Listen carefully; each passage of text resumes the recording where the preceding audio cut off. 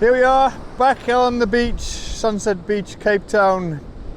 Welcome to all of the Suffolk Crunch followers, subscribers and all that good stuff.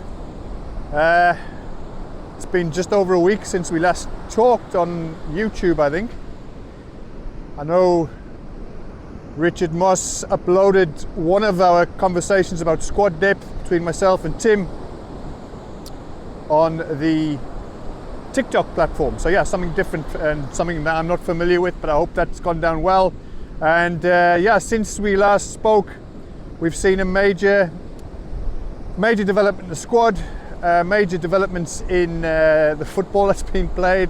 6 new players making their debut yesterday at Wimbledon, Plough Lane or Cherry Red Records, whichever way you want to call it.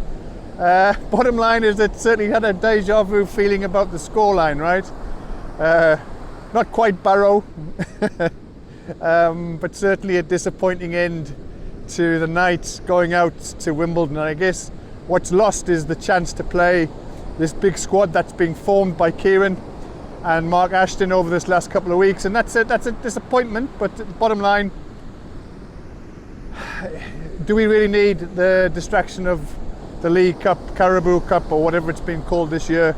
Probably not.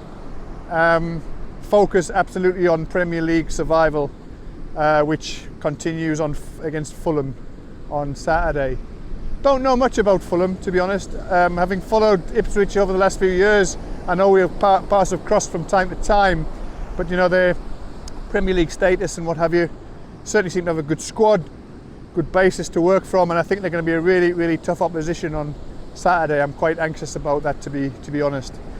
I suppose also the question is who's in and who's out. I certainly got the sense that last few minutes that Fridge played on Saturday at the Emirates might have been his farewell. Rather, Emirates? Etihad, what am I talking about?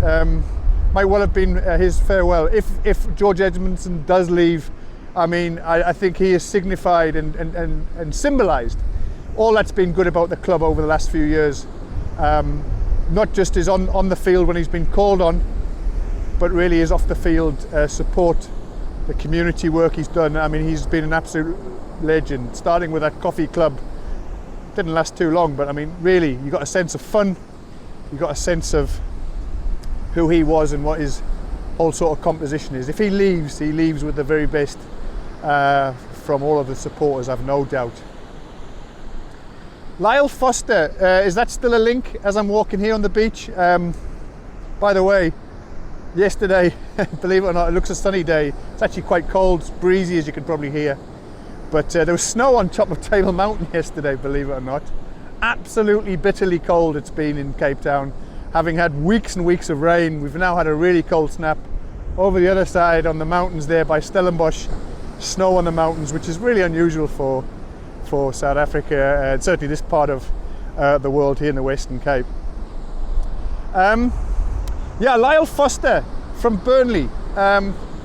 Really excited from our side because he could follow in the pantheon of South Africans. Colin Viljoen, Mitch Davray, Justin Miller, who actually captained the reserve team, used to play for Zoo Lake, the club I played for. He went across as reserve team captain during the Burley years, signed by George Burley, and if I remember right, they won. Was it the Youth Cup or the reserve championship at the time? So yeah, we'd be delighted to see Lyle Foster as a South African represented in Ipswich colours. Less said about the Mark Fish, the last experiment with South African, the better, which is a real shame actually, because Mark Fish was a legend of a player here in South Africa, certainly for Bafana Bafana.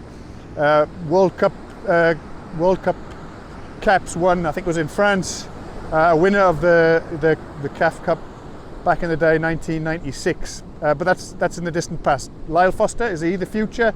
I'm not sure. I hope to see it, but more from a South African perspective, to be honest. I don't know enough about them. All these players, there's so few of them I know about, but excited to hear what other people, and I've really appreciated the inputs from the different clubs giving their perspective.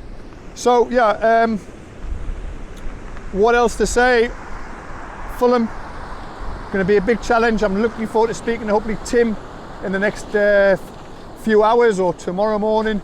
and we'll hear from him what his thoughts are, where we're at, not just in terms of the squad, but in terms of those results. So, hope you're enjoying the content from Cape Town here. Hope you've been able to hear me. You can hear I'm walking on the on the stones on the beach. It's a beautiful day, but it is cold, and looking forward to getting inside, a cup of tea, and away we go. All the best to all of the subscribers, to the followers of the Suffolk Crunch, to Richard and his family. I hope they had a great day yesterday with the prawn sandwiches there at Cherry Red. All the best to everybody. Keep safe.